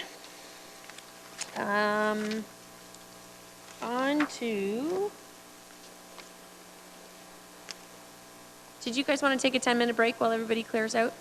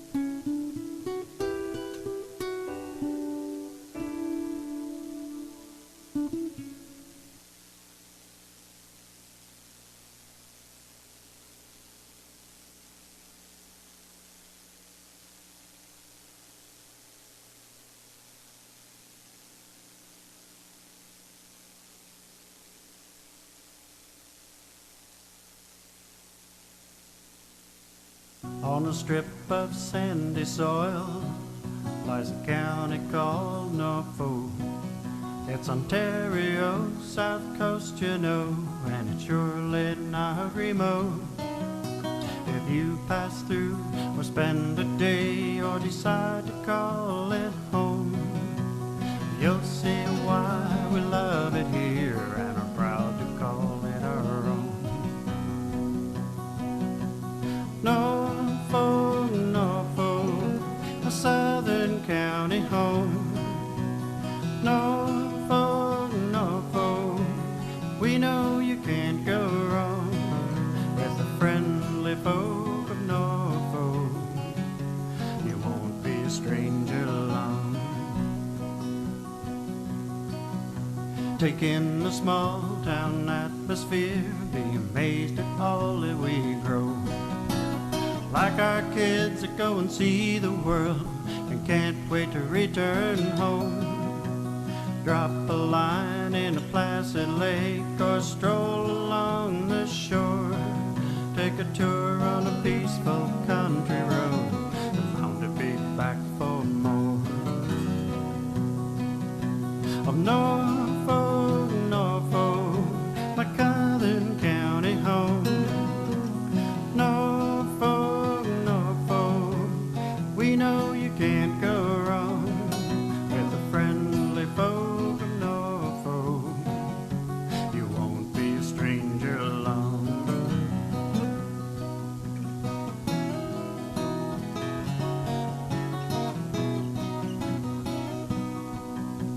With hard work we built a dream that only willing hands could do. It's on display at our fall fairs and at all the festivals too. Erie beaches, Carolinian forests, where the flower and dogwoods bloom. Patchwork fields and rolling hills, it's just a place for you. Norfolk, Norfolk, a southern county home. Norfolk, Norfolk, we know you can't go wrong with the friendly folk of Norfolk. You won't be a stranger long. Norfolk, Norfolk, Norfolk, Norfolk, you won't be a stranger long. On a strip of sandy soil lies a county called Norfolk. It's Ontario, south coast, you know, and it's surely not remote. If you pass through or spend a day or decide to call it home, you'll see why we love it here and are proud to call it our own. Norfolk, Norfolk, a southern county home. Norfolk, Norfolk, we know you can't go wrong with the friendly folk of Norfolk. You won't be a stranger long. Take in the small town atmosphere, be amazed at all that we grow. Like our kids that go and see the world and can't wait to return home. Drop a line in a placid lake or stroll along the shore. Take a tour on a peaceful country road and bound to be back for more. Of Norfolk, Norfolk, my Southern county home. Norfolk, Norfolk, we know you can't go wrong with the friendly folk of Norfolk. You won't be a stranger long.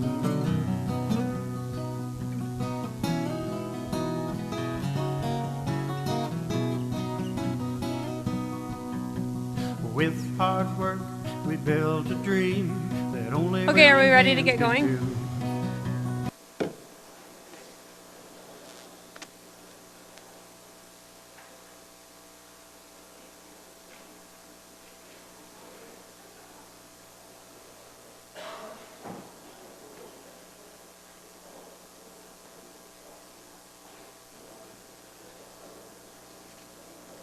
All right, next is staff report DCS 19-105. That's in regards to an application that has been received to extend a temporary use bylaw to permit the continued use of a garden suite on the subject lands for a period of 3 years. John and Linda Slade have put forth the application affecting the lands described as 4625 Highway 3. And Alicia, is that you again? Thank you. The subject lands are 0.4 hectares in size and front onto Highway 3 west of the hamlet of Renton. A single detached dwelling, a garden suite, a pool, and some sheds are located on the property. The lands are designated and zoned agricultural. One supportive letter was received related to this application. Sorry, I clicked the wrong thing. The subject application is consistent with the provincial policy statement and conforms to the intent of the official plan. Staff support this application and recommend that it be approved. Any questions from the committee? Is the agent or applicant in attendance? Does anyone wish to speak in favor of the application? Does anyone wish to speak in general or in opposition? Any further questions from the committee? Somebody like to move the staff recommendation? Councillor Columbus and seconded by Councillor Huffman. All those in favor? And that's carried unanimously. Thanks.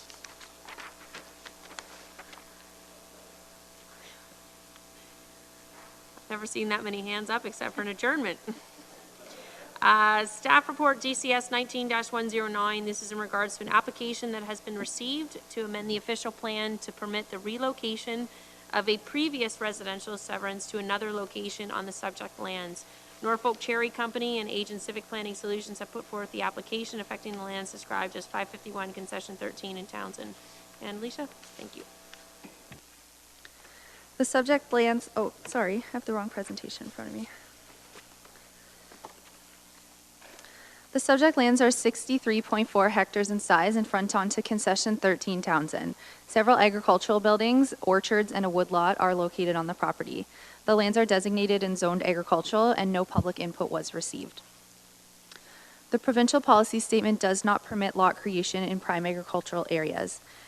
2 of these so-called lot swap applications have been appealed in Norfolk County, and the OMB did refuse both of them. The subject application is not consistent with the provincial policy statement, and staff recommend that it be refused. Any questions from staff? Mr. Rowe, did you wish to speak to the application?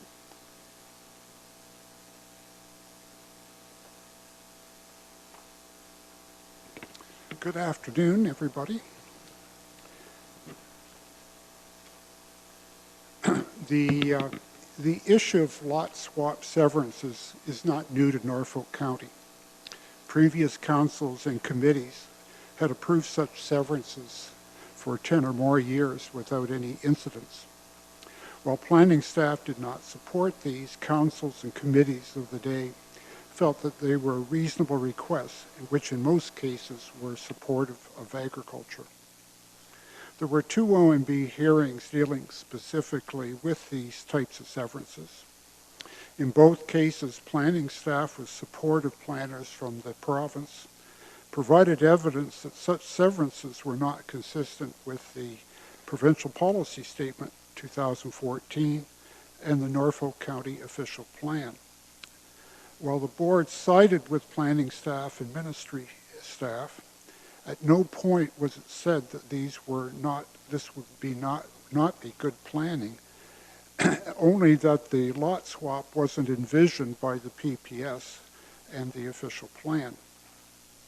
As part of Norfolk County official plan 5-year review, this issue was raised again, and after much discussion, County Council adopted a new policy with a set of criteria for lot swap severances. This was included in your Bylaw 1 OP 2018. In summary, the criteria were the following. It would require an improvement in agricultural production because of the relocation, must be on the same farm parcel, soils must be the same or poorer quality, maximum of 1 acre in size for the lot. Original lot must be integrated into the farm operation, must meet the MDS. should be located near residential cluster if one exists, not create a traffic hazard, and not be in an environmentally significant area. This policy was submitted to the province for inclusion in Norfolk County's official plan. As part of the exercise, Council and the public spent many hours in discussion regarding this policy and others. Planning staff remained unconvinced and unsupportive. In the end, the province, without direct contact with Council or the public, dismissed the proposed policy without comment or explanation. Under the current planning regulations, the province does not have to justify their actions, as there is no right of appeal as part of a 5-year review process. This is, in my opinion, a great injustice and demonstrates just how one-sided the planning process is. Had planning staff advised Council that it would be a waste of time for Council and the public to try to pursue policies that don't clearly reflect the provincial policy, the county and the public could have saved themselves a lot of time, money, and aggravation. Council held meetings to consider the lot swap policy and other proposals for the expansion of urban and hamlet boundaries, all of which were to no avail. What a waste of time. This is a prime example of the gross lack of accountability on the province's top-down planning process.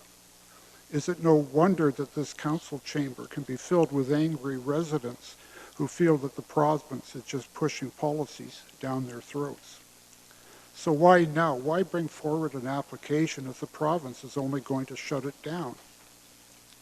Last year, while attending an Oxford County Land Division Committee meeting in Woodstock, to my surprise, there was an application on the agenda for a lot swap severance.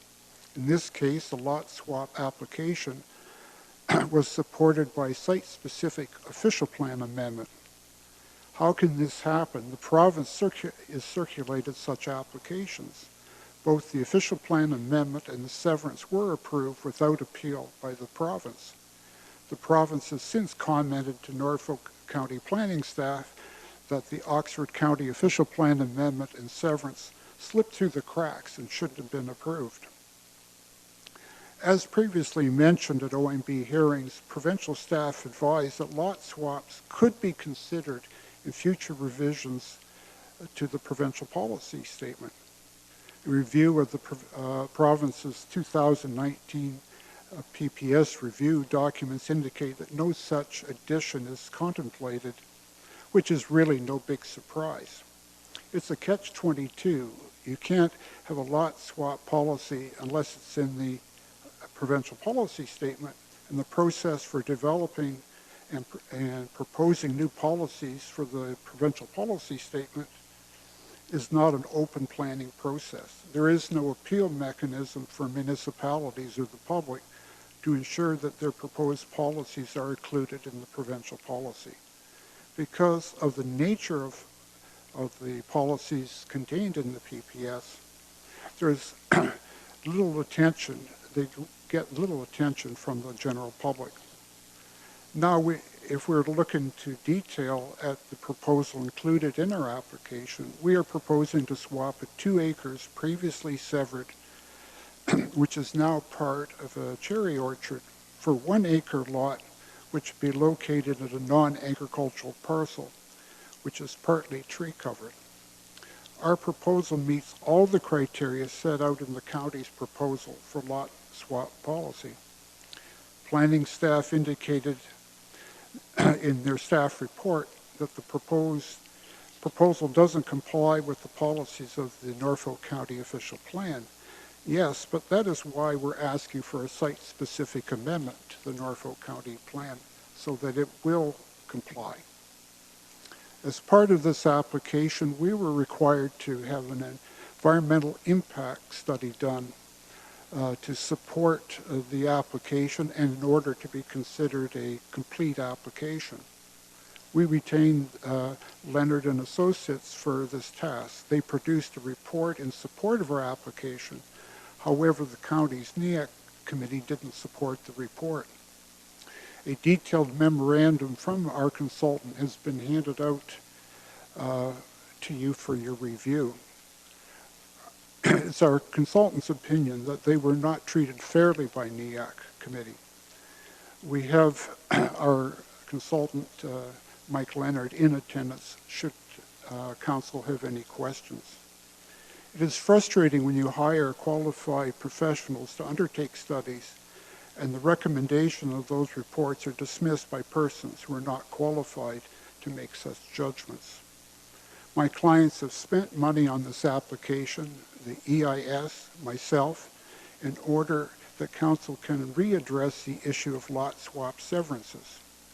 We are following the process which was successful in Oxford County in obtaining an official plan amendment in advance of the severance application.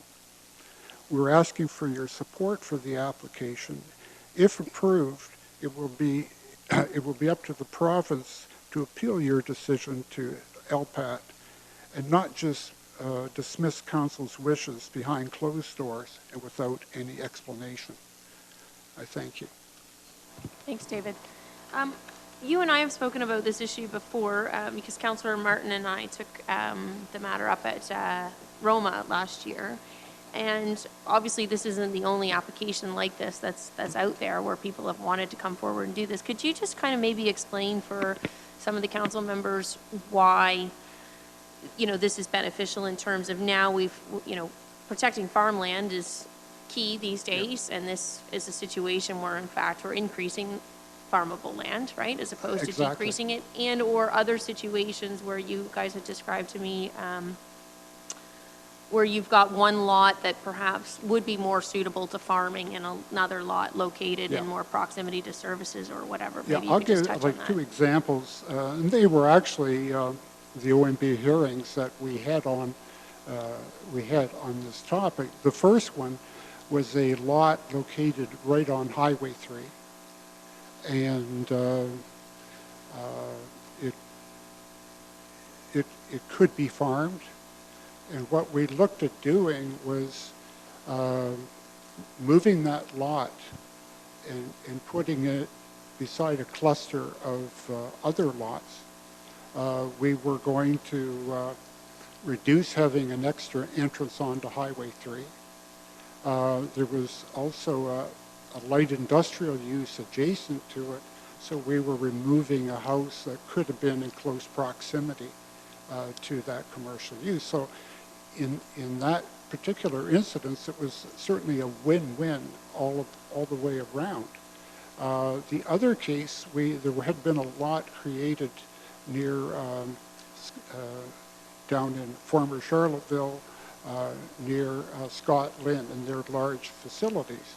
And this particular lot had been approved and was actually in fairly close proximity to their sweet corn processing facility. And what was proposed there was to move that lot and put it as an infill lot just down the road, still on the same farm. And I found that even the provincial planning staff didn't want to say, all they could say is, no, it doesn't, there's no policy for that in the PPS. They wouldn't say, no, it didn't make sense from a farming perspective. And in both cases, both severances were very positive on the agricultural side. The concern, I guess, is that when you get involved in the provincial policy statement, it's to apply to all of Ontario, to every possible circumstance that exists, and it should be interpreted in a broader context as a broad policy document. But there are those who look at it more legalistically, looking for a very precise policy that says, yes, you can do it, or no, you can't. And that's the part that I, in fact, find Well, I guess for frustrating. me, in terms of within our own provincial policy, or within our own official plan, rather, for the agricultural lots, that there's no residential lot creation. But this isn't a case of a lot creation. The lot already exists. You're simply moving it to another location. Exactly. Now, it's interesting that the board has approved a reconfiguration of a lot that they took an 1.5 acre lot. This was in Hamilton, Wentworth, or Hamilton, and it was what they call a key lot, where you have a long driveway and a bulb where the house is. Well, that house it had been a grow-op and had to be knocked down, and they wanted to reconfigure the lot and just move it closer to the road so they wouldn't be intruding into the farm field. And the board approved that one, and they said, well, that was a technical severance. It was just reconfiguring the lot. Well, it's again, you start splitting hairs. So the province could include right in their policy statement where they talk about technical and other types of severances, and they could include a lot swap. I mean, it would be that simple. Councillor Huffman. Thank you, Mayor Chop. Through you to Mr. Rowe. I just want to clear up a couple of things. So if this, in regards to this lot swap, why was this first lot chosen if it's not appropriate? There was, I think what had happened, and I could be wrong, but the cherry processing facility, as I understand, was kind of built up closer to this lot. It was a lot created by a previous owner, actually, and it was where they were allowed in their day one lot per farm holding. What happened was, when the policy started to change, people were told, you better get your application in here. So what people did is they rushed in and they put in applications without really looking at where exactly is it situated. And I've had that number, well, it's probably half a dozen of those severance lot swaps approved by this county, simply because the people hadn't thought their way out. Okay, so in very succinct layman's terms, this is something that was inherited per se, not inherited in the term that other people may be thinking of, and there is a much better option available, hence the lot swap. Exactly. Thank you. Thank you. Councillor Van Passen. Yes, thank you, Madam Mayor. To the deputation, I've read through both the OMB decisions that were provided in our agenda, and it just seems to me that first one, the biggest reason that the OMB chairman turned it down, because that particular lot swap was taking it from one parcel of land and wanted to trade it for a piece that was on a different parcel of land. It wasn't going back to the original piece it was severed off and moving it within that. And the second one, I think the biggest reason was that the lot swap was taking actual prime agricultural land out of production, and that was one of the major reasons that the OMB turned it down. But this application, it is neither of those things. No. The new proposed location is on part of the original farm that it was severed off of. That is correct. And it is the portion they want to put back to the farm is prime agricultural land that currently has got cherries growing on it. It's got cherries growing on it. And there's a useless piece of ground that, from a farming perspective, I got to always couch my little comments there, that is not needed as agricultural land, not usable for agricultural land, and it's a much better location to put a residential thing. So exactly. Even though we have two OMB rulings laying here, I can see a very large difference between this application and those other two. Yeah, I agree, yes. Thank you. Any further questions from the committee? Councillor Rabbits. Thank you, Madam Mayor, and through you to the deputation. David, I'm on page 121 of our agenda. It's Appendix A.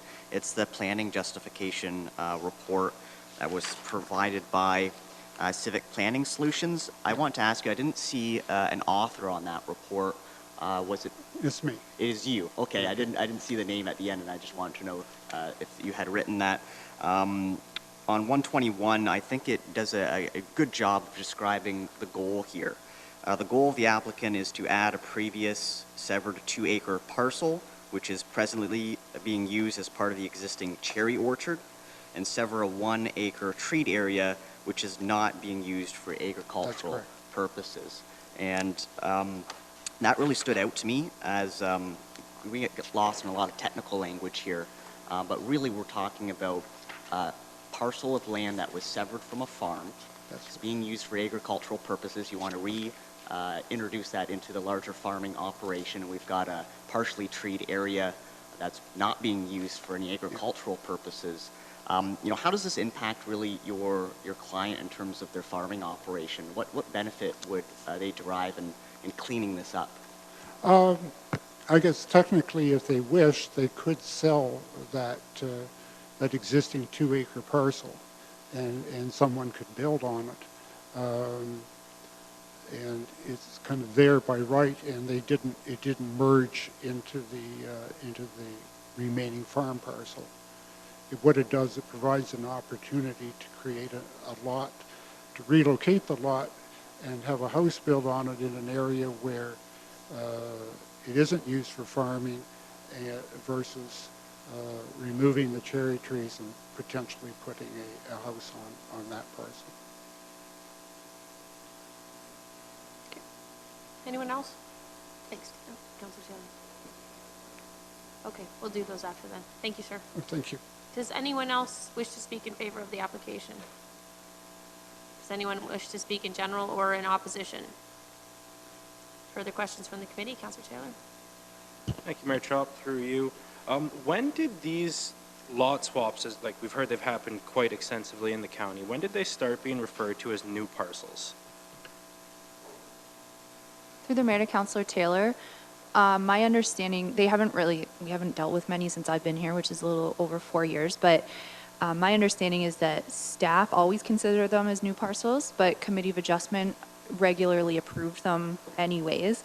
And then whenever these OMB decisions were, I think one's maybe 2 years ago and somewhere around there, that's when they started getting appealed. So that's when I believe the committee stopped approving them. You can hear even the Ministry of Municipal Affairs and Housing uses the phrase relocate, not create a new lot. So that's just a little clarification I wanted. Thank you. Councilor Columbus. Alicia, I thought we had directed our lawyer to write a letter to Municipal Affairs. There was a potential closing date for a revision of policy. Was it October? Have we heard anything on that, on the request? Through the mayor, no, the province hasn't come back with any proposed policies or revised policies, I guess. Thank you. Anything further? Somebody wish to move the staff recommendation or propose an alternative? Councilor Shelley. Yes?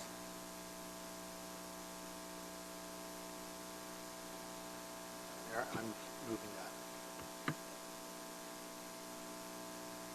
The recommendation.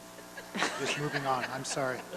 Okay, Councilor Martin, we'll try you next. I will move the recommendation with the exception of be refused and add be approved. Perfect. Seconder, Councilor Columbus.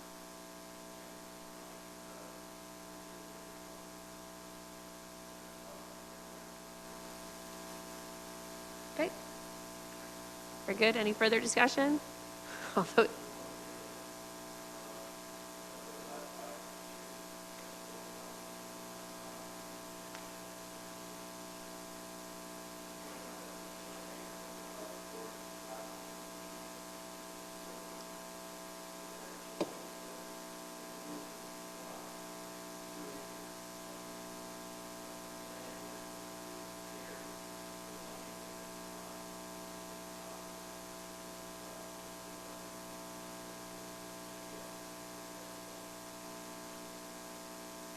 couldn't agree more with you tonight.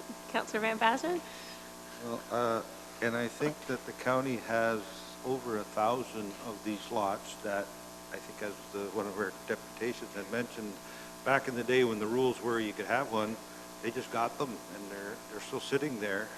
And most of them are being farmed as prime agricultural land. And let's move them off to the non-prime areas. Any further discussion? All those in favor? And that's carried unanimously.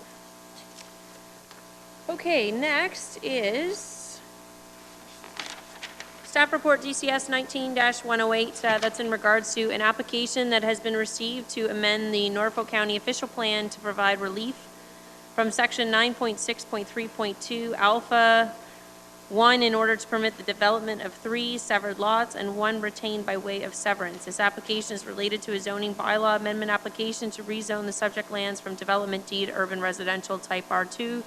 David and Beverly Peacock and Agent Tom Klein have put forth the application affecting the lands described as 959 Norfolk Street North in Simcoe. And Michael, is that you that's going to be presenting this? Madam Mayor, I was not planning on it, but I can if you wish. And Alicia didn't know anything about this one either. Okay, she's gone.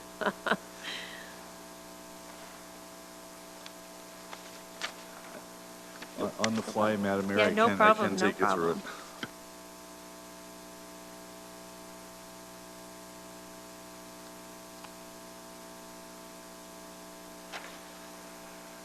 Madam Mayor, through you, this is for three severed lots and 1 retained by way of severance. And pardon me for waffling, I'm reading this as we speak. The applicants are also proposing to rezone these subject lands to urban residential to facilitate future residential development on the 3 proposed severed lots. The property is 0.54 hectares or 2.47 acres in size on the east side of Norfolk Street North in Simcoe. Financial Services has said this will be a positive impact on the tax base. Development Engineering comments that provided would be at the time of severance application, and they also note the land is under MTO jurisdiction. No public input has been received.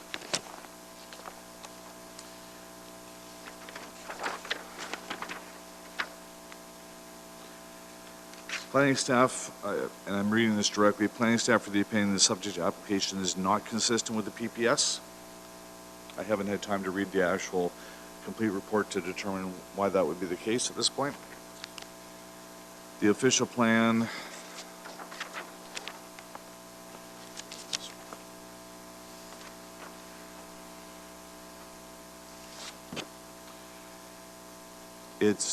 staff have said it does not conform to the Norfolk County official plan.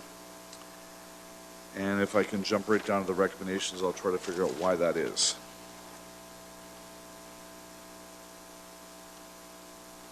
If I can have just a moment, Madam Mayor? Sure. Would you like us to take a break? I can see that this is Mr. Collier's report, so I wonder where he is this evening.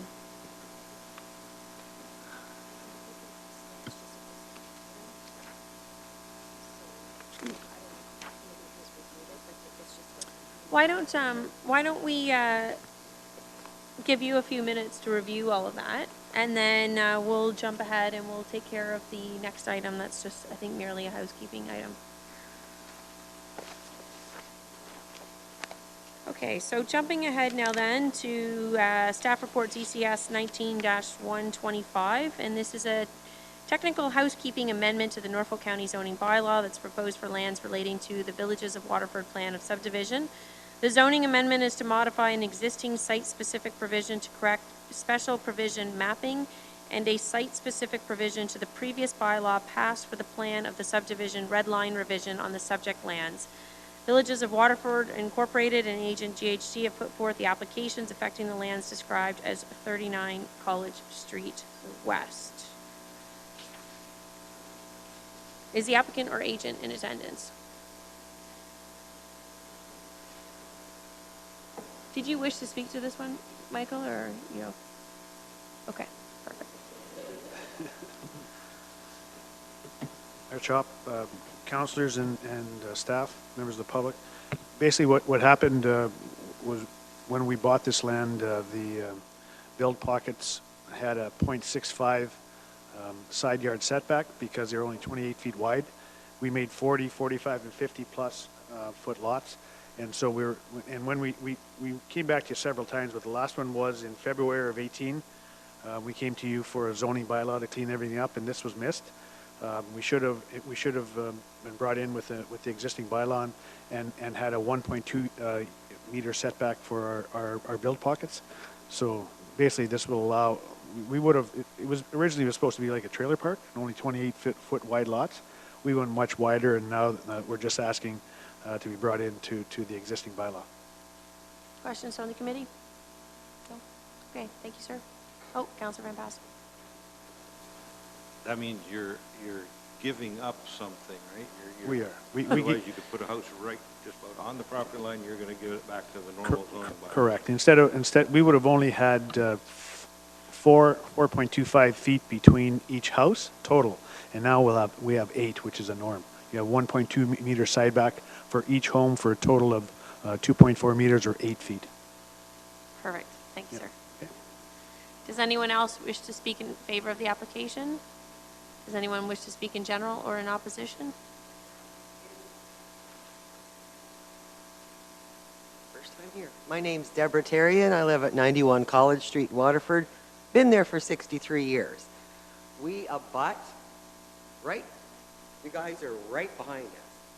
So, my concern and questions are, there's a whole section of, excuse me, a whole section of our street that are on well water. And this bulk section that you've got back here, it says Part 2, Bulk 126. What's that going to be in layman's terms? A little unorthodox, but let's do this way tonight. Yes, Why sir. not? Right. Okay, all of these houses. Right there? Nope, this one right here. So what it is, we have 3 acres that we're not allowed to build on because we found a certain amount of indigenous artifacts, and so we're not building on that. And the bylaw currently says that we have it tarped off so that we cannot build. Okay. We have to go through a phase 4 study in order to build on it, and I don't believe we will be able to. So it's probably going to remain parkland, and if we're successful with the next development, it will eventually become parkland. Okay, and that's also not the subject of this evening. No, not at all. I have one more question. Okay, so, like down through here, that's all natural drainage. Okay, that's all I wanted to know. Yeah, no, and we've already contoured that land. Okay. So that and it meets the provisions of Norfolk County. There's a whole bunch of us upset people, that's all. Thank you very much. Thanks for coming. Okay. Does anyone else wish to speak in favor or sorry, rather in general or in opposition? No? Would somebody like to move the recommendation, Councillor Huffman, and seconded by Councillor Taylor? All those in favor? And that's carried. Mr. Sullivan, would you like us to break for 5 minutes still, or would you like us? Okay. Perfect.